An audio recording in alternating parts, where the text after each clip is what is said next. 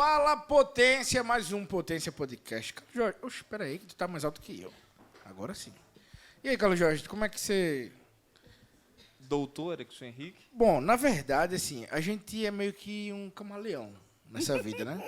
A gente se adequa e hoje a gente tá com uma doutora aqui à nossa frente. A mulher que é esportista, defensora da mulher alagoana, quiçá, do Brasil. É autoridade. Presidente da AME, nossa amiga, Júlia. Seja muito bem-vinda, Muito minha obrigada, querida. meu amigo. E meu padrinho. Tamo junto, together.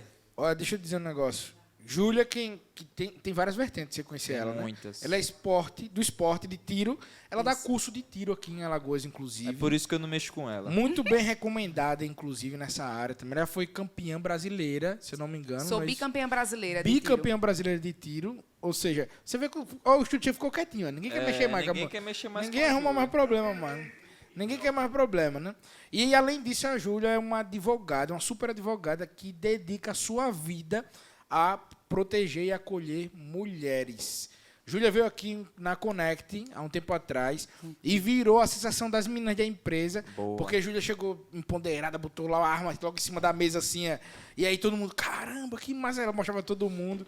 E é esse reflexo que a gente vê nas redes sociais. Por isso que eu tô olha, bicho, arrumei até um Bibi. paletó, que nem é meu, arrumei emprestado com o pessoal que chegou ali, pra poder estar a caráter, né? Enquanto você tá de paletó, eu tô de estagiário aqui, de camisa, né? Tá, Mas pra dar um suporte ao senhor faz doutor. parte. Muito Você é obrigado. padrinho, você pode, poxa. É, Você é padrinho, você Você é pode. embaixador, meu amigo. Respeita. Arroba Carlos Jorge, muda o mundo agora. O cara vai mudar o mundo inteiro. Amém. Júlia, seja muito bem-vinda ao Potência Podcast. Mulher, tu arruma uma confusão, até Muito sem querer. obrigada. Eu Até atraio. sem querer. Eu Como tra- é que é essa vida tua, assim? Como é que você tá vivendo hoje em dia? Me diz, pelo amor de Jeová. Não vivendo, né? Em tudo que eu coloquei a mão, que eu trabalhei, eu me empenhei demais. Eu até passei um tempo, passei 6 anos, 10 meses no Procon, e a diretora lá dizia, rapaz, quando Júlia chega atrás do caminhão, carregado de gente, vem um ônibus, aí não é possível não. Ela chegou, abriu a porteira. Mas não é, porque as pessoas sabiam que eu ia para lá aquele dia. Então, eles iam porque sabiam que iam ser bem atendidos e iam sair de lá. Se fosse necessário, exclusivamente necessário, dar um não, ia ser, não é aqui, mas você tem que fazer isso, aquilo outro. E aí eu enveredei pelo que realmente eu precisava, porque o PROCON era questão financeira. Eu precisava de dinheiro para sobreviver. Mas o combate à violência contra a mulher, não, é minha vida. Né? É o meu trabalho, mas é também o meu hobby. Sou bicampeã brasileira de tiro, sou.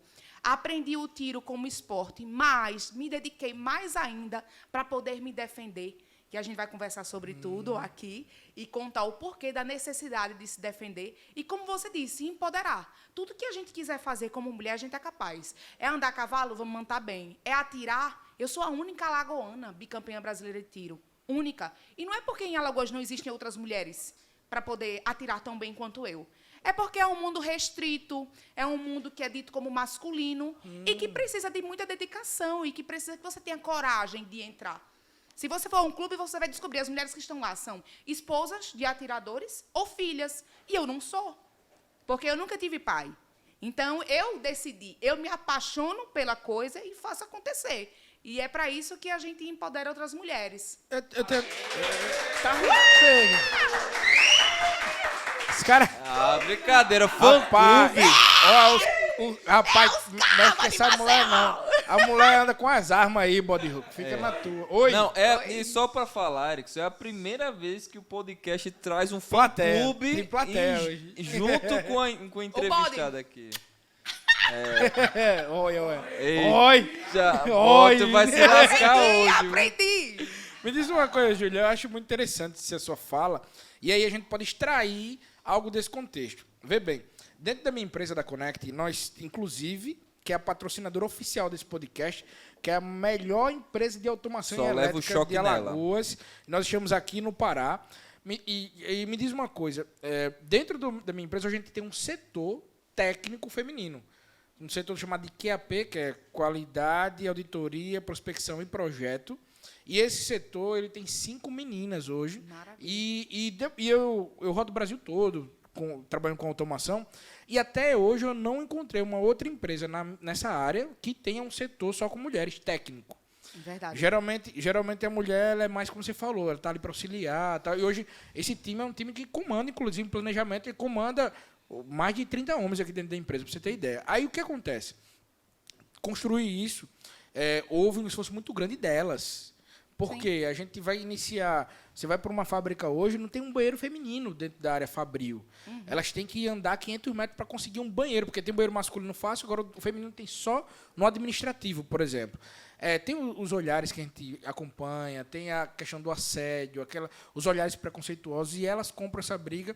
Eu dou o auxílio, mas eu sempre falo a mesma coisa para elas. Eu digo, ó, eu estou aqui para dar apoio, para auxiliar, mas eu nunca vou passar pelo que vocês passam. Nunca consigo fazer isso. Então, e o que acontece? Mas para conquistar isso, para essas meninas aqui da minha empresa conquistar isso, elas precisam passar por diversas aprovações, de não desistir, inclusive a família mesmo, dizendo, isso não é trabalho para mulher.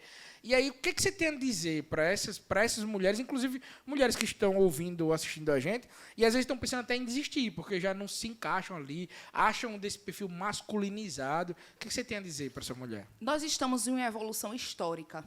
A gente vem de um tempo que mulher, para poder estudar, precisava da autorização.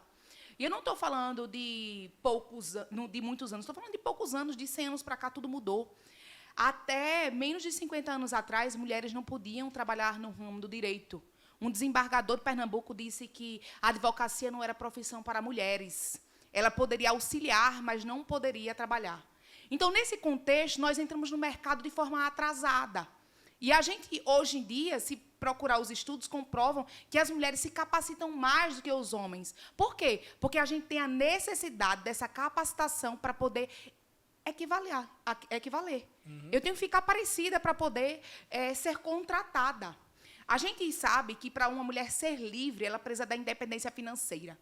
Eu trabalho com violência contra a mulher. Se você pesquisar, você vai descobrir que 90% das mulheres que sofrem violência, que não saem desse relacionamento, elas não saem porque ela depende economicamente ou porque ela não quer reduzir também a sua capacidade.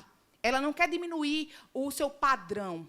Então, nós estamos falando de independência financeira, que, por exemplo, em Coruripe, a gente fez um estudo e descobriu que somente 1% da população feminina trabalhava na empresa que é a maior empresa de lá, que acolhe os empregados, é quem movimenta a economia. E por quê? Então, porque essas mulheres ainda não estavam capacitadas para poder entrar. Porque essa mulher, ela foi criada para poder ter um lar, para poder ter uma família. Então, para você poder quebrar essa rotina e ingressar, você tem que estudar mais do que os demais. Como também tem estudo que comprova que em postos de combustível, as mulheres que são as frentistas, elas têm menos casos de roubo do que os homens. Não é porque nós somos mais honestas que os homens, não. É porque, muitas vezes, elas são mais medrosas. Muitas vezes, elas sabem que, se sair daquele emprego, ela não vai conseguir outro através do roubo, do furto. Porque aquela oportunidade é a oportunidade que dá a comida ao lar, que vai fazer com que os filhos dela não passem fome. Então, existem diversas justificativas. O que eu trago para você nesse contexto é que mulheres capacitadas devem ser escolhidas para se colocarem e se posicionarem, independente da distância do banheiro. Eu falei no início que eu trabalhei no PROCON, e quando eu trabalhei no PROCON, um dos pontos que eu fundei foi o núcleo de superendividamento, e utilizava um prédio da faculdade CEUNE, e lá não tinha banheiro específico. Eu lembro que eu tive infecção urinária por diversas vezes, até que o dono da instituição, eu conversei com ele e ele fez um banheiro específico para a gente. Mas eu não deixei de ir trabalhar. E eu quero deixar claro que, apesar de eu ser feminista, eu não sou radicalista. Eu não acho que as mulheres devem serem escolhidas, porque é mulher, tem que ter prioridade. É por currículo. Que vocês não deem preferência aos homens, mas que tratem com equidade. Nós somos iguais, então que prevaleça o melhor. Não sou a favor da mulher acima do homem, mas que as empresas entendam que nós estamos prontas para entrar no mercado de trabalho e que nós precisamos, e quando for dada essa oportunidade, a gente fará de tudo para não perder, para crescer dentro da empresa. A empresa crescendo, a gente cresce junto. Para que isso? Para que a gente possa ter um lar saudável, que a gente não seja submissa a permanecer na violência e para que nossos filhos possam estudar e se alimentar e ter uma vida digna. É interessante. Aqui, nesse caso do meu setor, só para acrescentar informação, ele foi um setor que nasceu assim, era uma mulher que fazia projeto aqui. Não por ela ser mulher, ela foi escolhida para trabalhar na área de projeto. Aí o que acontece? a empresa foi crescendo e foi precisando de outras pessoas. E aí foi fazendo a seleção. E foi criando um ambiente feminino, naturalmente. E o que é interessante, aí hoje eu chego para elas, eu falo assim, porque minha mãe é um exemplo muito grande para mim, assim, que minha mãe se separou do meu pai com 5 anos de idade, e minha mãe sempre trabalhou, sempre foi independente e tal. Aí eu digo, eu valorizo muito esse setor aqui, porque eu lembro muito da minha mãe, que foi uma pessoa que foi independente, nunca dependente. Aí eu chego para ela e falo, vocês não permitam perder esse espaço aqui dentro da empresa. Porque esse espaço vocês já conquistaram, naturalmente, vocês conquistaram, então não permitam perder esse espaço. Porque eu vejo, até em parte fabril, inclusive um dado real de uma fábrica que a gente atende, que em uma área, um setor que tinha 400 homens, aí, uma área de produção. Aí, 400 mulheres, um setor. Aí eles colocaram 20% de homem na produção. E aí eles tiveram um dado de que a produção aumentou. E aí eles começaram a trocar o cargo. E aí eu trouxe esse aí para elas aqui. Eu disse, eu não acredito que a produção aumentou porque que o homem é mais capaz. De forma alguma, até porque a atividade era muito simples para fazer. Assim. Quando você fala bem assim, não, é uma atividade que exige um esforço físico, o homem tem isso naturalmente. Aí, era isso mesmo que eu ia dizer. Mas porque nesse é caso comum não era. uma mulher que vai cortar cana para um homem que vai cortar Não tem, cana. né? Nós não São somos iguais hormônios, né? fisicamente. Isso. Então, existem profissões, existem âmbitos que não são proibidos para a mulher, mas ela vai ter que se esforçar muito mais para Exatamente. conseguir chegar a produzir como o homem produz. Como também, em muitos casos, inclusive na Revolução Industrial, muitas mulheres e crianças eram utilizadas porque elas tinham mais facilidade no manuseio de pequenas peças, porque elas têm outras habilidades, em que então sejam utilizados conforme suas habilidades, e não definição por sexo. Exatamente. Eu acho que, na verdade, a gente aprende muito com esses exemplos que a gente tem, né? E eu vejo, como ando muito em indústria, eu vejo realmente que a quantidade de mulheres em indústria é muito pouco. Erickson, eu sou muito sincera. Eu falo da mulher com propriedade, primeiro porque eu sou. E eu venho de baixo, como vocês sabem. Então, existe também uma questão, num ambiente somente feminino, que é a rivalidade feminina. E não é brincadeira. A rivalidade feminina ela é gigantesca. Eu digo isso hoje como gestora também. Dentro da associação, nós temos mais de 70 pessoas. Dentre elas, 10% só é homem. E a rivalidade entre as mulheres, ela tem crescido cada vez mais. E a gente precisa trabalhar que empoderamento feminino é exatamente uma ajudar a outra. Isso. Não é a gente se destacar. Cooperação, né? Cooperação. O que seria de mim se eu não tivesse pessoas por trás de mim, como Rossana, que sempre cuidou da minha agenda, que conseguiu fazer com que eu chegasse hoje aqui e estar com vocês, como a Mili, que está hoje no escritório lá, é toda uma máquina que precisa ser trabalhada e que precisa finalizar a rivalidade. O que eu escuto dentro de empresas com a equipe só feminina é que, se fosse uma equipe só masculina, não teriam tantos problemas de convivência. E isso é através da educação. A gente precisa educar, inclusive, através dos podcasts. Boa. Eu gosto da rivalidade, assim, saudável, né? Óbvio, né? Mas eu gosto da rivalidade. Assim, que, às vezes, as pessoas querem se desenvolver mais. É ruim quando a rivalidade ela vai para um lado... Que aí acontece com homem, com mulher, com qualquer um dentro da empresa. Eu digo que a gestão mais difícil da gente fazer dentro da empresa é a gestão de pessoas.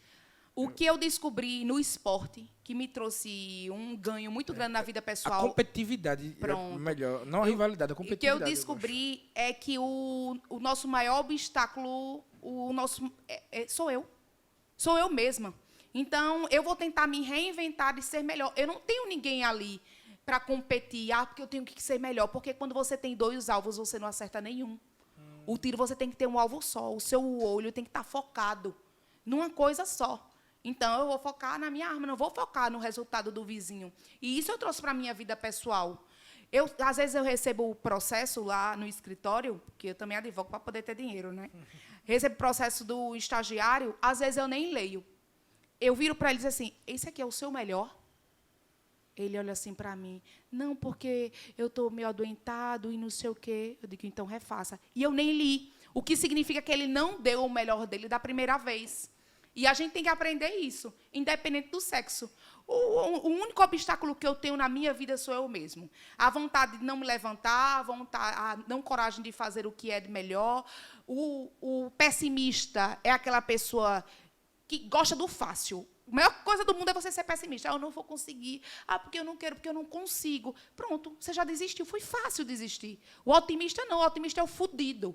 Eu vou conseguir, ele faz errado, faz de novo, faz de novo, faz de novo. E a gente tem que acabar com a rivalidade, conseguir captar essa competitividade, mas essa competitividade comigo mesma. Porque se eu vou competir com outra pessoa e eu perder, eu vou me sentir frustrada.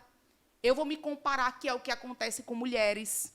Principalmente quando essa competição deixa de ser no ambiente de trabalho e passa a ser competição no ambiente familiar. Porque nós sabemos que existem muitos casos de mulheres que são traídas. Então, a competitividade de olhar, por que ele estava me traindo? Ele estava me tratando mal? Por que estava me traindo? Por quê? Aí vai procurar outra pessoa para saber o que era melhor. Então, em toda a vida, a gente tem que aprender que a competitividade tem que ser comigo mesma. E isso o tiro me trouxe. Me trouxe esse benefício. Eu tenho um carinho muito especial por essa mulher poderosa, né? Que realmente ela encoraja, né? Tem fibra, tem sangue no olho. Primeira vez que eu vi a Julinha, eu fiquei assim, inspirado pela coragem. É um excesso de coragem que quando a gente vê, e no meu caso eu passei por um histórico de muita violência em casa, então ver minha mãe muitas vezes, né, passar por situações tão desafiadoras de violência em casa, e isso é muito delicado, um desafio de impotência, porque você é uma simples criança ali, que o único sonho meu era matar o cara que estava espancando a minha mãe, né, pelo excesso de violência. E você fica numa situação tão delicada, né? Minha mãe muitas vezes não tinha a quem pedir ajuda, né? Se submetia, era subserviente àquela situação, uma demanda emocional, econômica, né? E assim, era muito delicado a situação pelos filhos. Muitas vezes ela se subjuga, se submete e não tem muitas vezes um amparo, e a gente até muitas vezes julga essas mulheres, Total. né? Dizer, mas voltou para aquele animal de novo. Mas, cara, é uma situação tão delicada, né, para uma vida de uma mulher, dela tomar essa decisão de forma tão livre e tão espontânea, porque ela sempre foi escrava de um sistema, né, de uma cultura mesmo machista, de exploração, de subjugar a vida dela. Então é muito delicado. E quando eu vi a Julinha, eu disse, caramba, quantas mulheres agora não podem pedir socorro, porque realmente vai achar alguém que possa dar a mão. E assim, é outra mulher, é muito mais...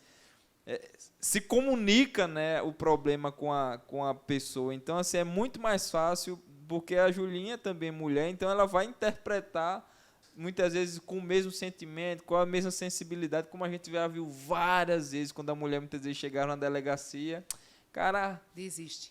né, o próprio sistema cooperava, espero que isso tenha mudado, mas para que a mulher não mudou, seja acolhida. Isso pelo que a gente acompanha nas redes sociais da Júlia, realmente não mudou. Isso é o dia a dia, né? A palavra mais usada por uma mulher vítima de violência, até escrevi para não esquecer, é culpa.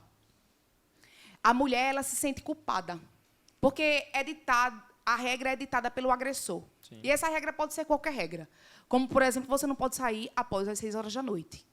Você não pode ir na casa da sua mãe, que são coisas muito simples, mas que ela sabia que não poderia fazer aquilo. E a partir do momento que ela quebra aquela regra, mesmo que seja por uma necessidade, e ela apanha, ela se sente culpada porque ela sabia que não poderia fazer aquilo. Aí vem o que você falou, vem a dependência. Todo mundo aqui já julgou alguma mulher de algum jeito. A gente não sabe a realidade dessas mulheres. Eu sempre costumo contar casos práticos que eu recebi. Eu recebo mulheres que, quando foram presas, que eu comemorei, elas passaram fome, e eu não tinha esse conhecimento. Porque eu achei, no início da minha carreira, que como advogada eu ia conseguir vencer o mundo. Eu descobri que como advogada eu não consigo nada, absolutamente nada. Eu encontro mulheres dependentes emocionalmente total, de quererem morrer quando eles estão presos, e medo de que eles deixem ela. Conheço mulheres que são vítimas de violência, mas que o companheiro que agride é um excelente pai, e a mãe de verdade, ela abre mão da própria vida pelo filho, inclusive da sua própria liberdade. Caramba. E quando você falou sobre essa questão de mudar, tem menos de um mês que eu estive na central de flagrantes com uma mulher, dentro da Sala Lilás, que deveria ser um local protegido para essa mulher. E o advogado do agressor entrou dentro da sala para convencê-la a desistir. E quando eu intervi, eu até gravei essa intervenção, porque eu chamei a polícia no momento exato. O senhor não pode, ela não vai conversar com o senhor, ele não depende de você. Eu digo, realmente não depende. Então, eu oriento a senhora a não conversar com ele. Por quê? Uma mulher sendo pressionada não pelo sistema, mas por um advogado, quer dizer que nós podemos entrar dentro. Nós estamos com diversos casos, esse é um caso específico. Mas a gente pode falar do caso do policial, que colocou 2 mulheres em cárcere privado, agora a gente descobriu a terceira vítima. Aqui a mulher jogou o papelzinho pela janela pedindo socorro, e um vizinho viu e acionou a polícia. Ela estava em cárcere privado. Ninguém sabe que essa mulher não foi a primeira. A primeira procurou a ajuda do Fábio Costa, correu, e chegando lá, o Fábio entrou em contato comigo. A gente, obviamente, não deu mídia ao caso na época, mas ela estava totalmente transtornada e ninguém dizia que o que ela estava falando era verdade. Ela foi tida como louca, como se ela não estivesse em cárcere privado. E foi necessária vir uma segunda mulher para poder comprovar e validar a palavra da primeira, porque elas duas contam a mesma história. Meu Deus. Esse cara que foi preso pela segunda, dentro da central de flagrantes, ele fugiu. Fugiu dentro da central de flagrantes. Como isso aconteceu? Como isso vem ocorrendo? E isso traz uma sensação de impunidade. E aí vem o que você falou, que ainda está no contexto. A única vontade que eu tinha era de matar ele. Sabe por quê? Porque você não via outra saída. E é isso que acontece com as mulheres hoje em dia. Elas não estão vendo outra saída. Ou é permanecer nesse relacionamento até morrer ou rezar para ele poder deixá-lo. Porque ir para a delegacia, ele vai fugir de dentro. Ir para a delegacia vai fazer com que ele passe 3 dias preso. Ou pior, ir para a delegacia e vou ser tida como louca. Porque o que eu passei é tão horrível que ninguém acredita que eu tenha sobrevivido àquilo. Essas mulheres iam para o médico acompanhada por ele. E a primeira oportunidade que ela tinha, tem registro de um áudio do celular da médica para a filha dela, dizendo, ligue 190, chama a polícia de algum jeito, mas me tire daqui. E é essa mulher que é descredibilizada. Então, é necessário que uma louca, mais consciente como eu, escute e valide. Não vou dizer que todas as mulheres que eu atendi falaram a verdade, não, porque eu já descobri. Mentirosas no meio do caminho. Mulheres que fazem com que o meu trabalho vá para o lixo. Inclusive, uma delas eu estou processando. Inclusive, uma delas, eu vou ter o prazer de ser processada por ela, porque eu vou colocar a cara dela no meu Instagram e vou contar a história dela, mostrando o vídeo dela, todo, porque ela movimentou uma máquina, ela me movimentou, eu doente na época, para poder penalizar um cara, para poder massacrar, para poder prender um cara que não cometeu crime nenhum, porque a criminosa é ela. E, para mim, uma mulher que faz isso, não comete um crime contra um indivíduo só, não. Ela cometeu um crime contra mim, que estou há 10 anos nessa luta de defesa da mulher. Contra mim, que não tenho paz, que não tenho vida, que ando com segurança, que meu carro é blindado, tem que passar 4 ou 5 anos com o mesmo carro, porque não tem condições de poder trocar. Porque, na pandemia, eu saí do meu apartamento e voltei a morar com a minha mãe, mas não fechei a AME em momento nenhum, para poder fazer atendimento. Então, é uma mulher dessa que precisa ser exposta para a sociedade, para entender que eu e principalmente a associação não trabalha para bandida, trabalha para o bem da comunidade. Então, que a gente trabalhe esse empoderamento feminino, mas sem utilizar a Lei Maria da Penha de uma forma indevida. Quantas mulheres? Eu vi essa semana, a mulher entra com a medida protetiva para poder ter a pensão. Existe um processo autônomo. Existe um processo autônomo para você poder fazer. Aí você sobrecarrega o judiciário e uma mulher que realmente precisa não tem uma decisão rápida. Porque quando você sobrecarrega o judiciário e você traz a mentira para o judiciário, o juiz vê 1, vê 2, vê 3 e depois o juiz não vai fazer como eu, não, que vai acreditar em você 1000 vezes, não. O juiz vai chegar e ter um posicionamento contrário, porque a legislação é isso. O nosso cotidiano modifica mais rápido do que a legislação. A legislação veio para proteger a mulher. Mas se está trazendo benefício para as bandidas, a gente vai perder esse direito. A gente vai perder a credibilidade. E eu lembro quando eu entrei na delegacia, no caso dessa mesma mulher que eu descobri que era mentira, porque ela foi inventar que ele tinha tentado matar ela enquanto ela estava em atendimento comigo. Cara. E eu tomei conhecimento. Eu lembro como se fosse hoje, eu liguei para a Major Daniele no dia que estava a guarnição se movimentando para poder prender o cara, e eu disse, Major, Eu estou ligando, mas dessa vez, não é para dizer que a mulher é vítima, não. Eu estou ligando para dizer que eu estava em conversa com essa mulher, eu tenho um registro, e é impossível. Inclusive, a gente conseguiu imagens que comprovavam onde ela estava no momento do crime. E, infelizmente, a polícia tinha sido acionada e tinha que cumprir o papel. A minha palavra, nesse momento, não valeu. A dela valeu. Mas, no futuro, vai ser comprovado que ela mentiu. E aí? Quantas vezes, outras vezes, essa mesma guarnição vai para um caso, depois de descobrir que ela era uma mentirosa, e vai agir como agiu, com o mesmo afinco, com a mesma vontade de prender, com a mesma gana, com a mesma garra? Porque eu, por muitas vezes, me senti desmotivada pelo sistema. Muitas vezes, de bater na porta. Carlos Jorge, eu fui indiciada por usurpação da função pública. Eu nem sabia que existia essa possibilidade jurídica. Porque a mulher acompanhada por a gente foi juntada aos autos, os áudios dela, ele dizendo que ia matar ela de faca, porque de tiro era pouco. O homem que já respondia por homicídio, eu entrei na casa dele. Entrei na casa dele, autorizada pela mulher. Ele estava com a faca desse tamanho. Eu, com um porte que foi dado pela Polícia Federal, entrei. 2 policiais entraram também, certo? E aí ela conseguiu fazer a retirada dela, eu levei ela, a filha dela, tudo certinho. E depois quem foi notificada fui eu. Mas ninguém contou que antes de eu ir para lá, eu liguei para a polícia inúmeras vezes para poder ir. Ninguém contou que antes de eu ir para lá, eu conversei até com delegada para poder dirigir para lá, para ir para o local. Agora, quando uma mulher como eu tem coragem de entrar, viraliza em sites de notícia fuleiro, porque site que presta não faz um negócio desse, dizendo a advogada, porte ilegal de arma, invade casa e ameaça. Que invade casa e ameaça? Aí, porte ilegal caiu porque eu tenho porte, caiu a invasão do domicílio porque a mulher, a vítima, foi na delegacia e deixou claro que foi ela que autorizou a entrada. A ameaça caiu porque entrou comigo mais 2 policiais que viram que eu não ameacei ele. E o que o Estado conseguiu colocar para mim foi usurpação da função pública, porque aquele papel não era meu, era do Estado. Então, o Estado cumpra. Cumpra. Porque um dia eu posso ser presa.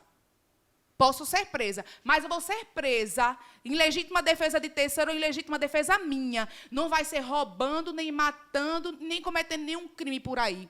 Usurpação da função pública. Quantas pessoas no mundo usurpam a função pública por falta do Estado? Então, eu estou usurpando a função pública quando eu dou cesta básica às mulheres, que era a obrigação do Estado dar. Então, eu usurpo a função pública quando eu pego do meu bolso e compro remédio, porque era para o Estado dar. E eu usurpo a função pública a partir do momento que eu tenho que fazer a minha própria defesa, porque eu deveria estar protegida pelo sistema e pelo Estado. Por tudo que eu fiz pelo Estado de Alagoas e pelo Brasil. Porque você até disse do início, hoje nós temos atendimento no Brasil inteiro. Como o Nadir, que estava aqui, que é o Léo, um advogado excelente em São Paulo, fez na PUC o mestrado dele em violência doméstica, atendia para AME em São Paulo, mulheres. Então, nós estamos no Brasil, e quem garante a minha segurança sou eu, e, em troca disso, do serviço prestado para o Estado e para a sociedade, eu respondo por usurpação da função pública. É justo. Mais injusto ainda é acharem que eu vou me promover politicamente, e vocês me conhecem, sabem que não foi por falta de pedido, e nem de venha para... Eu não gosto de política, não gosto de politicagem, fui assessora já de 2 políticos, e me arrependo amargamente, porque eu conheço o sistema de perto. Como quando o Carlos Jorge foi secretário, eu fui a primeira pessoa a dizer, poxa vida, eu nunca tive contato com o JHC, mas parabenizei, porque eu sabia que era uma pessoa que me representava, que estava ali. Que era uma pessoa que eu sabia que não ia se corromper, porque quando eu precisei de Carlos Jorge, o meu estatuto da AME é igual ao dele, porque ele, sem nada em troca, me entregou de mãos beijadas, para eu poder regulamentar e regularizar uma coisa que não tinha, que existia somente na boca do povo, mas não tinha no papel, para poder me proteger. Para quando eu for assassinada, se Deus o livre isso acontecer, a AME não parar, que foi o motivo pelo qual eu procurei ele, com medo de ser assassinada e parar. E hoje eu respondo por usurpação da função pública. Então, assim, eu estou numa revolta muito grande contra o sistema. Um sistema que boicota uma mulher como eu, com medo de eu assumir algum cargo político. E eu não vou. Não gosto de política. Política, muitas vezes está ligada à politicagem. Não nasci para isso e não quero. Não nasci para isso. Eu quero que vocês me deixem trabalhar tranquilamente pelo prol da mulher enquanto eu tiver vida, porque foi algo que Deus colocou no meu coração. E eu vou seguir. São quantas mulheres que são atendidas hoje? Mais de 10 mil por ano. Caramba. A gente tem usurpado bastante a função pública. O Meu medo Caraca. é que as pessoas que trabalham comigo usurpem e respondam também. Mas enquanto tiver só minha cara aqui, tá bom. Pode mandar os processos. Rapaz. Responderei. Se um dia eu for presa, a gente vai fazer uma revolução neste estado de Alagoas, porque não vai ser presa uma bandida, não. Vai ser presa uma mulher de bem e de coragem, Caraca. que entra numa casa porque o Estado faltou. Ô, Júlia, me diz uma coisa. O que uma mulher pode fazer para se prevenir de uma violência? Tem alguns indícios já que surgem? Porque às vezes, às vezes você até falou, né, sobre o envolvimento passional aí, que a pessoa está ali, na verdade foi o Carlos Jorge que falou, que é difícil sair da casa, porque existe aquele envolvimento, só que com certeza tem alguns indícios que a mulher pode pegar, assim, né, que pode ajudar. Todas as mulheres que conseguem se livrar do relacionamento abusivo, ela olha para trás e disse, porque eu não me posicionei, porque estava notório. Desde o namoro, desde o início. Os maiores agressores, eles não entram lhe batendo, lhe agredindo. Eles entram dizendo que vão cuidar, que vão amar. Então, você está trabalhando demais. Eu posso falar isso por experiência própria, porque eu fui vítima de violência. Então, você está trabalhando demais. Você não precisa trabalhar tanto. Eu já sustento, então você fica em casa com as crianças, então vai perdendo a capacidade econômica. Ele vai utilizar o que tem de... Você conta a sua intimidade para ele vai utilizar contra você. Como? Eu não tenho uma relação boa com meu pai, é um exemplo. E aí eu conto para ele que ele tem preferência pela minha irmã e não sei o quê. No momento da briga, ele vai dizer, nem teu pai gosta de você. Nem o teu pai te tolera. Ele vai utilizar. Quando a gente passa na rua, no show, e leva uma tapa, a gente vira para saber quem é. Mas quando essa tapa, ou esse beliscão, ou esse empurrão vem do namorado, a gente minimiza. É um aperto de mão, é um beliscão. Eu tive um relacionamento que eu sou do interior, sou de Pão de Açúcar, né? Sou sertaneja. E aí, num dia no restaurante, ele conversando com uma amiga, e tocou no nome de um cara que é conhecido aqui em Alagoas. E não conhecido só por ser um grande empresário, mas pela raparigagem. E aí, eu, inocente, eu disse, eu conheço ele é da minha terra. E aí, na hora, ele se fechou. Vamos embora, vamos embora. Meu amigo, foi a viagem mais rápida do mundo, da parte de baixo da cidade para a Serraria, que eu morava na Serraria. Ele dizendo que ele não acreditava que eu tivesse falado isso, que eu estava desmoralizando ele, que o cara não presta, de onde é que eu conhecia ele. E é esse sentido que você olha assim, tipo, você falou o quê? Você não falou nada, mas você está tão envolvida emocionalmente, você está tão apaixonada, que você acha até legal o surto de ciúme. Então, dá indício. Seja um surto desse de ciúme, que depois pede desculpas e diz que ama, mas é porque nunca se viu numa situação dessa. Não foi porque desconfiou de você, mas porque sabe que a outra pessoa não presta, certo? Ou seja, um dia apertar sua mão. Ou seja, um dia querer que você troque a sua cor de batom, o seu corte de cabelo. Ele vai lhe moldando aos poucos, vai deixando de trabalhar, vai afastando. Quando você se sentir afastada dos seus amigos, da sua família, você já está sabendo que está vivendo um relacionamento abusivo. Porque o relacionamento natural, o relacionamento saudável, ele agrega.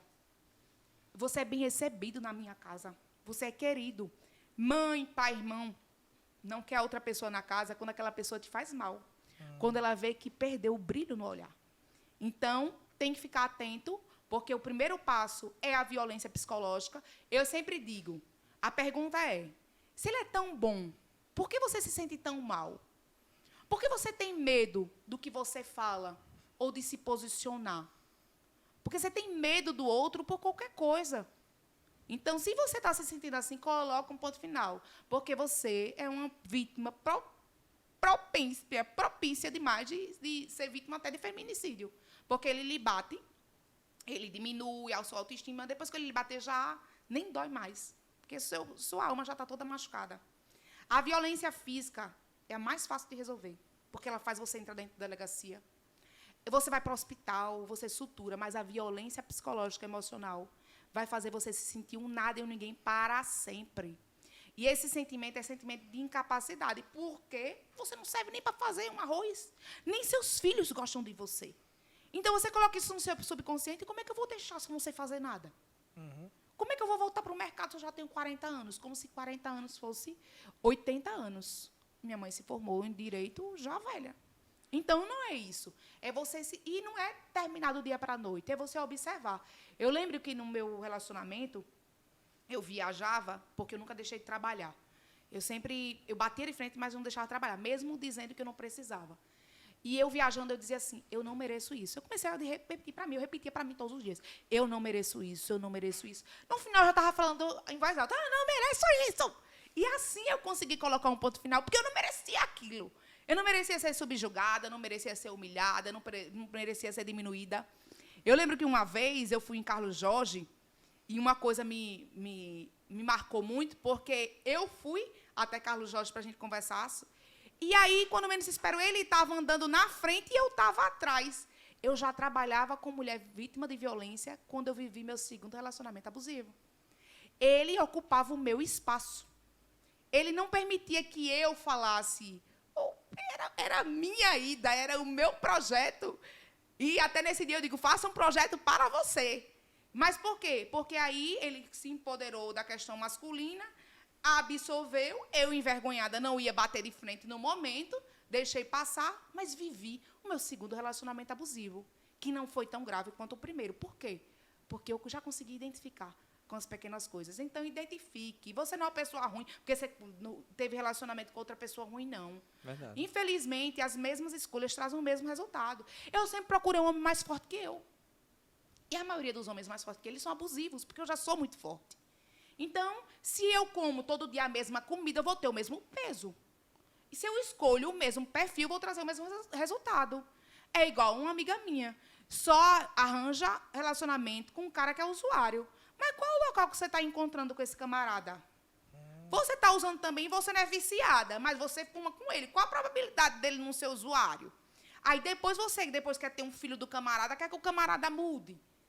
Ou ele vai mudar, porque Jesus Cristo quis que ele mudasse e ele se converteu, minha filha.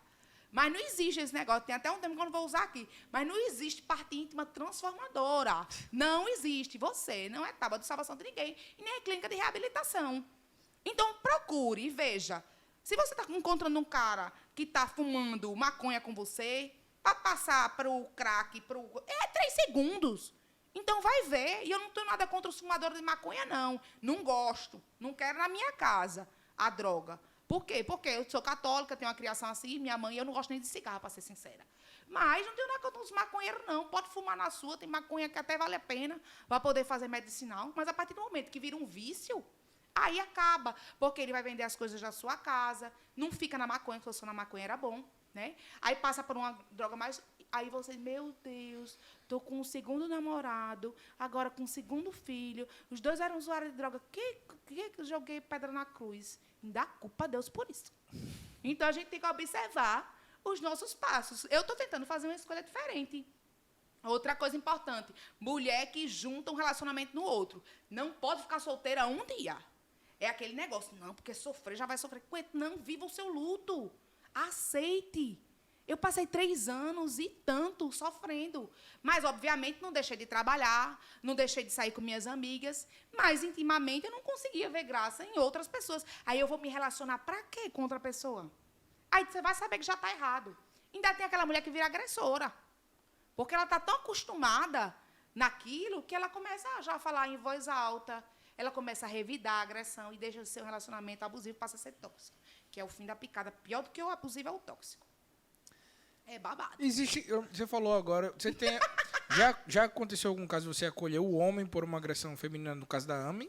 Na AME não pode. Ah, tá. Porque a gente é a Associação de Acolhimento às Mulheres Vítimas de Violência. Certo. A mulher, ela pode ser a mulher trans ou a mulher cis. A gente não tem distinção porque todas são mulheres. Mas o homem não. Aí existe até os cabra macho dessa vez. Que acho que você conhece, né, Carlos Jorge? Aqui em Maceió tem essa instituição. Ah, sim, que é o Emanuel. É Emanuel, que faz isso. Aí o que é que a gente faz? A gente encaminha para ele. Se o homem nos procura, porque existem os que procuram a gente. Mas porque eu estou sofrendo, infelizmente, porque senão a gente vai abarcar o mundo, não dá. E assim, o desafio é romper esse ciclo dessa cultura machista de de olhar muitas vezes a mulher como sub, né? E é. Disse, não, cara, peraí, assim, e eu digo isso por uma experiência pessoal, porque lá em casa a minha referência era totalmente destruidora. Mas é esse o olhar, você falou certo. É como se a gente fosse menos. Destruidora. Então, tive, né, no ciclo de casamento da minha mãe, primeiro relacionamento, meu pai alcoólatra, aí tinha que se subjugar a situação dessa, ao ponto de ser tão subserviência até para manter esse ciclo. Aí sai desse ciclo de relacionamento, vai para o outro, pior ainda, né? Que aí já tem agressão física, psicológica, enfim. Então é um retrato assim de tamanho sofrimento que eu disse, cara, e no meu caso eu tinha que lutar contra mim mesmo, né? Para não ser esse desgraçado, né? Porque é muito desafiador. Olhava para assim, eu disse, cara, um dia quando eu tiver meus filhos, eu tenho a obrigação, isso vai me custar um preço emocional, uma guerra de dentro para fora, que eu não sei se eu vou vencê-la, mas pelo menos eu vou pedir ajuda. Porque eu acho que o maior desafio dos homens... Não replicar. Para não replicar e, assim, a humildade e a consciência de pedir ajuda. Velho, eu não tive bom exemplo, preciso de ajuda. Né? Então, no meu caso... Qual era a consequência que eu já calculava para a minha própria vida? Velho, eu vou ser um agressor se eu não me cuidar. Né? Então era assim, era uma matemática já certa. Eu ia ser um agressor na questão psicológica com a minha esposa, fisicamente. Muitas das vezes, sinceramente, eu tinha que me isolar para eu esconder de mim mesmo diante de um desafio familiar pessoal. Minha mulher muitas vezes não entendia aquilo. Mas era uma forma de eu proteger ela de mim mesmo. Porque eu estava em fase de cura, e uma fase assim, consciente de me curar, de achar uma zona aqui mental, porque era algo fora do meu controle, velho. Eu não tinha uma base, eu não tinha nada como referência. Então eu fui buscar, eu pessoalmente busquei uma referência na fé mesmo, busquei em Deus, nos meus mentores, nas pessoas que estavam perto de mim.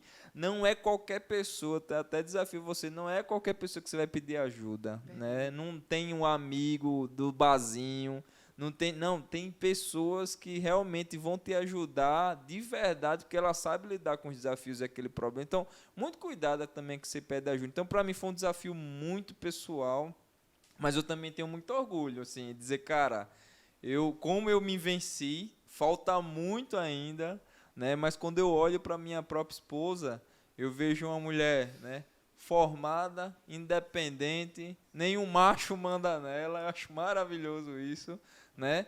Claro que o desafio para a mulher eu tento equilibrar, mas muitas vezes o homem até se esforça com as atividades de casa, mas a mulher sempre ela vai cansar mais um pouquinho. Eu me esforço muito para ajudar a minha esposa, mas tem 3 crianças hoje, o elo emocional é muito mais, muitas vezes, para a mãe, e o pai tenta compensar, mas muitas vezes ele não consegue, eu não sei se é natural, não sei se é cultura, mas eu tento me esforçar para equilibrar, né, esse momento, tipo, toda segunda ou alguns dias na semana eu sou obrigado, no sentido da minha responsabilidade com ela, de eu ficar com as crianças, acolher, não deixar ela se preocupar com isso, para ela poder ir trabalhar, atender os clientes da psicologia dela lá. Então, eu fico 100% ali dedicado a essa missão dela. E eu acho que o meu maior desafio também é deixar ela ter esse poder, essa força, porque quando eu vejo a minha mulher crescendo, eu vejo o rompimento do próprio paradigma do que a minha mãe viveu em casa. Pô, velho, ela não precisa de mim, mano. Minha mulher tá trabalhando, ela é dona dela, assim, sabe? Ela não precisa... E eu que tenho que botar a minha mola para ser um macho que respeita, que a honra, né? Que vai andar numa missão e num projeto lado a lado. Porque, assim, é um prazer, né? Tá dentro desse time, né? Porque é um time, a família é um time. Quando você vê cada jogador na sua posição, o pai fazendo ali a zaga, não sei, a mulher no ataque, os meninos tudo assim sendo construído nesse elo de amor. Eu acho que é muito massa. E quando a galera olha, velho, qual é a tua maior grandeza? Eu disse, é chegar em casa e ter paz, irmão. Né? Você saber que a sua esposa lhe respeita, você respeita a sua esposa. Não é perfeito, né? Porque todo mundo vai ter seu modelo de criação. Minha esposa também teve as suas ausências, né? Dentro do contexto familiar tão conturbado. Não foi fácil para ela. Mas é muito massa quando você persevera. Agora, tem situações, vou dizer por experiência, que parece que é impossível, parece que você não vai vencer de jeito nenhum. Mas chega uma hora, não sei se é Deus, aí eu posso dizer que ele sempre quer ajudar a família da gente, mas também tem muita humildade nossa de reconhecer que não consegue pedir ajuda a quem pode ajudar, né? Eu acho que isso é extraordinário. E o outro ponto, a gente que é do social, a gente sempre percebe que a maior consequência, o sistema, a cultura e muitas vezes até o próprio machismo, sempre é a maior consequência para a mulher, velho.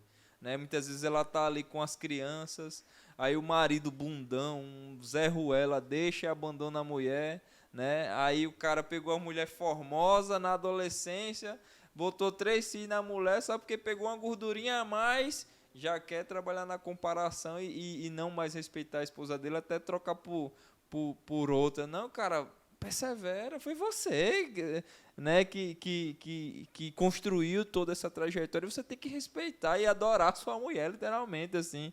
Adorar no sentido mesmo de reverenciar, porque foi uma construção juntas, vocês construíram família, tiveram seus filhos que são uma bênção, né, um milagre. Sua esposa agora trabalhando, você construiu sua trajetória. Então, é muito bom ouvir a Júlia, principalmente para as mulheres hoje que precisam, porque esse é um recado direto que você faz aqui para nós, homens de forma geral, né, de dizer, ô macho fuleiro, se tu tocar numa mulher dessa em Alagoas, desgraçado, tu tá lascado que a Júlia vai te pegar, miserável, né? Então, assim, e isso também nos gera uma condição de consciência de dizer, velho, qual é o nosso papel como um homem, de dizer para um desgraçado desse, né, quais as referências que ele pode acessar, porque muitas vezes o cara, de forma consciente, ele quer, mas ele tem que também lutar contra si mesmo, porque o histórico do cara também foi uma desgraça, né?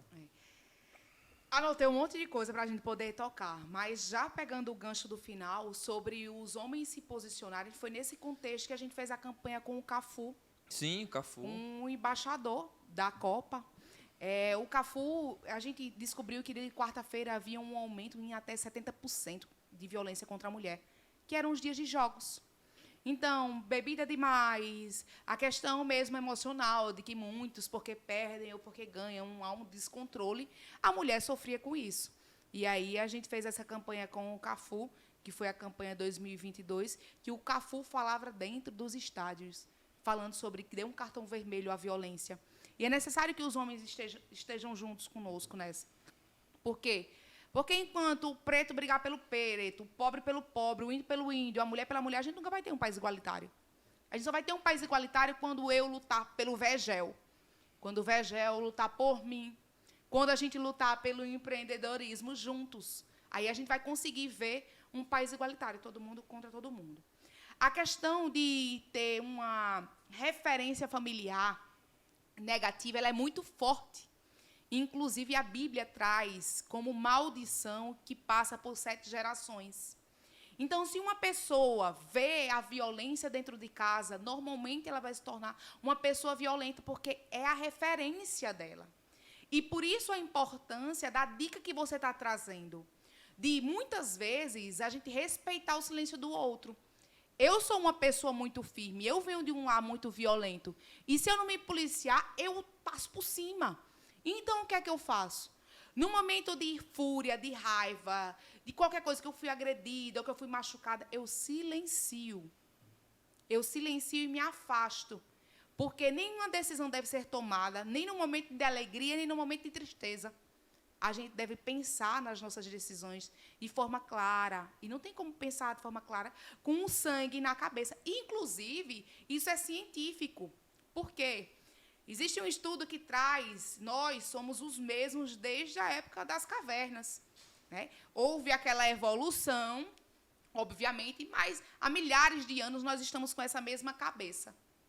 E os estudos dizem que antigamente a mulher ficava fazendo a parte de cuidar dos filhos, da plantação, e o homem ia à caça. O que é que acontecia? Quando vinha uma presa, por exemplo, um leopardo, que ele vinha, existiam 2 coisas para fazer.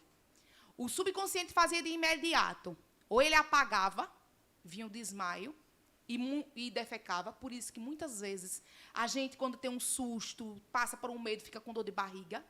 Porque presa podre não é comestível. Ou você faz a segunda opção, que é contra-atacar, se mostrar maior do que realmente é, para não ser também um alvo. Então, a nossa mente não mudou, e as mulheres têm feito isso ainda hoje. Então, nós temos o lar de mulheres que são vítimas de violência, que simplesmente apagam, elas se reprimem, elas desmaiam, literalmente. Ela se esconde. Eu lembro de uma que, quando acordou, ela me contando, né? Quando eu acordei, eu disse, meu Deus. Aí eu disse, como assim você acordou? Ela tinha apanhado ao ponto de desmaiar. Então, é o corpo dela que faz isso. Já a outra faz como eu. Você me faça violência contra mim. Agora, se eu me levantar, eu pego você. Eita, então, é esse o contexto. Essa é as que capa o homem, né? Aquela que ameaça de E eu capar, até né? estava contando em casa essa semana que nem dá lesão corporal grave, porque não deixa incapaz para o trabalho. Ele não é garoto pornô, né? Fica a dica, É hashtag por isso que fica a eu dica. tenho cuidado lá em casa e não fazer nada de errado, né? Tem que ser. Então, essa questão de referência ela é importante. É necessário a gente deixar a dica do silenciar e deixar se acalmar para poder decidir, para não agir no impulso, principalmente para os homens, e ter muito cuidado para não replicar os comportamentos. Muitas mulheres que são mulheres que tiveram relação extraconjugal e que o filho vem da relação extraconjugal, muitos filhos passam por esse mesmo contexto. Por isso que mulheres que... Quantas a gente não conhece de mulheres que teve filho com a filha com 13 anos e a filha teve a filha com 13 anos? Naturaliza o comportamento. Né? Tende a se repetir. A gente precisa quebrar essa cadeia, porque a gente vem de um histórico, principalmente no Nordeste, de coronelismo, de que os homens são detentores do poder, e quando eu falo de poder, não é só financeiro, é poder da fala. Eu sou o homem da casa. Eu lembro disso, minha mãe dizia isso para o meu irmão. Respeito que ele é o homem da casa. E eu olhar assim, eu digo, pois eu sou a mulher da casa. Entendeu? É desse contexto. É muito interessante isso, Júlia, porque o que acontece? Já trazendo a sua trajetória, você, na sua infância, tem uma vivência direta com a violência. No meu caso, eu não tinha essa vivência com a violência dentro da minha família, mas eu tive uma vivência com o machismo estrutural. Eu via muito da minha avó sobre isso aqui é coisa de menino, isso aqui é coisa de menina, isso aqui e a separação. E o que acontece? Quando eu casei, eu me preocupei com a minha esposa que ela fosse independente, sempre, desde o começo. Tanto é que, tipo, se eu puxar da memória agora, o primeiro presente grande que eu dei para minha esposa, a gente nem tinha dinheiro, mas eu juntei uma grana, foi a habilitação dela. Porque eu queria que ela dirigisse sozinha. E aí depois ela ficou com a moto, meu pai até deu uma moto na verdade, eu comprei uma moto do meu pai e ela tinha uma moto, eu tinha outra, cada um tinha uma moto. E aí, tipo, um exemplo, minha esposa tem formação acadêmica, eu não tenho. Quando ela ia para a faculdade, eu ficava com a minha filha, o que era agradável pra caramba para mim, porque eu tive mais contato ainda com a minha filha. E aí, depois que a minha filha nasceu, eu me preocupo ainda mais com esse contexto. Por exemplo, se você chegar para minha filha, que tem 8 anos de idade, e falar para ela sobre atividade de menino e de menina, ela não entende. Porque eu falo muito para ela que é uma coisa só. A minha filha, tipo, a escola influencia bastante nisso. Muito. Aí as amiguinhas vêm, a minha filha vinha muito com essa ideia de, pai, eu vou comprar aquilo ali rosa porque eu sou menina. Eu, não, filha, peraí. Você compra rosa porque você gosta de rosa. Mas porque você é menina, você não vai escolher uma cor específica. Você não precisa ter esse diferencial. E aí eu acho que é muito importante essa visão, porque quando tem a violência é algo muito escancarado, né? Mas quando não tem a violência, existe também esse machismo estrutural ali dentro, que separa, que acaba incapacitando. Eu me preocupo muito isso com a minha filha, sabe? Dela não ser incapacitada simplesmente porque ela é mulher. Aí não, tu não pode fazer isso porque tu é mulher, porque isso aqui é atividade de menino. Porque a minha filha realmente ela não entende. Se você chegar para ela dizer, ela tem 8 anos de idade, dizer, isso aqui eu não permito. Quando ela chega em casa, ela mesmo chega de alguma coisa da escola. Porque não sei o quê. Não, filha, não existe. Você é um ser humano, e como ser humano você pode fazer o que você quiser. Não tem diferença, não. Só para falar esse complemento, só para dizer também, pessoal, que esse aqui é o seu nosso Potência Cash, um oferecimento da Conecta Automação, e hoje a gente está com a Júlia aqui, dando uma aula. Né, a Júlia tem que vir aqui na Conecta falar com as meninas de novo, Júlia. Estou pronta. E aí, a gente está com ela aqui contando todo esse tema hoje, né, que o feminicídio infelizmente ainda é uma desgraça, né? A gente tem que combater esse mal, mas graças a pessoas como a Júlia, a gente tem essa base, né? Um exemplo, ó, a Conecta tem um escritório no Pará agora, desde o ano passado. E a líder do escritório é uma mulher. Ela é líder do time técnico, é supervisora. E aí ela fica me trazendo essa informação, né? E aí sempre a gente... Eu tô lá 30 dias no Pará, 30 dias aqui. Minha vida é assim agora. E aí eu sempre tenho reunião com ela por videoconferência. E aí quando eu tô em reunião, ela fala, caramba, chefe, é muito difícil achar mulher no setor técnico aqui. É muito... Putz, então, você tem que abrir essa vibe agora. Você tem que comprar essa briga. Explorar. Aí ela encontrou a gestora geral da Votorantim lá no Pará. Uma mulher, aí ela ficou feliz pra caramba. Ela, ó, a gestora é uma mulher, tá, ela quer falar contigo também. Agora o ruim é que ela quer falar contigo. Eu, não, mas calma, entenda que ela quer falar comigo porque eu sou gestor, Mas ó, já você tá vendo que tem inspiração. Tem inspiração. A escola, ela foi muito valorizada agora durante a pandemia. Na verdade, muitos pais deixavam a responsabilidade da educação na escola. E a escola não é para educar, a escola é para ensinar. Então, é o conhecimento que tem que vir de lá, mas a educação, como diz o antigo ditado, é de berço. Obviamente que a gente tem visto que, a maioria das vezes, a responsabilidade sobre a educação, ela recai sobre a mãe. E aí vem a nossa chamada novamente para as mães, que a questão de dar exemplo também. Não existe educação melhor do que o exemplo. Então, a partir do momento que uma mãe ela permite ser humilhada, ela permite ser agredida, ela está ensinando ao seu filho que as outras pessoas também podem fazer isso com eles. Então, infelizmente, nós, mulheres, temos que carregar. Eu digo assim, eu não sou radicalista, mas o radical ele é necessário. Foi necessário que as mulheres tirassem o sutiã. Foi necessário que uma fizesse cocô no meio da praça para poder ser vista. Aí, às vezes, é necessário que eu grite mais alto ou que eu fale de um tom mais elevado para que eu possa ser escutada, ouvida. Então, que fique de lição também para as mulheres. A educação vai vir da escola, mas, acima de tudo, os ensinamentos sairão de dentro de casa. E quando você limita o outro, você está ensinando o seu filho a dar um não. E o não valoriza. Para você que é gestor, você sabe, se por algum acaso esse microfone fosse encontrado em todo canto, seria um valor. Mas se não fosse encontrado, fosse dado um não, olha, agora só pode comprar quem for empresa, pessoa física não pode comprar, o valor seria outro. Então, é necessário a gente trazer essa condição de conhecimento para as mulheres. Aproveitar o marketing, desculpa aí se eu interromper, o não gera criatividade é o nome da minha palestra. Só para aproveitar o marketing. Contrata, então, tá com a agenda aberta. O hype, também, viu? O hype. Se quiser contratar. E eu também, viu, para o dia agora, o mês de agosto, março combate também. à violência contra a mulher, março, já entra em contato aí. Minha filha nasceu no dia 8 de março, pô. Que dia da bênção. mulher. Dia da Mulher, Ser humano representante. Já vai botar o batom vermelho, que até isso é símbolo. Vocês sabiam que por muitos anos a igreja condenou o batom vermelho, como se o batom vermelho só pudesse ser utilizado por mulheres que viviam da vida. Então, só poderiam utilizar batom vermelho prostitutas. Caramba. E aí, uma princesa que virou rainha, ela gostava da cor e ela decidiu naturalizar. Rainha Júlia Nunes, Então, eu hoje lembro. em dia, lembro. é símbolo. Oxe, meu Rainha Deus. Júlia Nunes, lembro dessa monarca? Plebeia. E aí vem disso. Então, é símbolo nosso, o batom vermelho, porque por muito tempo foi proibido. Boa. Pessoal, Estamos chegando nos instantes finais já, né? Aqui. Um show de passa com a Júlia, muito Caraca. conteúdo, muita coisa. Mas eu ainda tinha uma pergunta antes da gente acabar. por favor, vou deixar. Júlia, eu queria saber, assim, agora uma dica para nós homens, que às vezes a gente quer contribuir nesse contexto. Como é que a gente deve chegar para falar? Porque, tipo, eu converso muito com a minha esposa, eu converso com a minha filha, né? Aí eu tenho uma proximidade com as minhas colaboradoras, porque elas chegam, trazem informação, a gente debate, cria diálogo, mas às vezes eu fico assim, tipo, lança a propriedade de fala, às vezes fala alguma besteira também, às vezes você...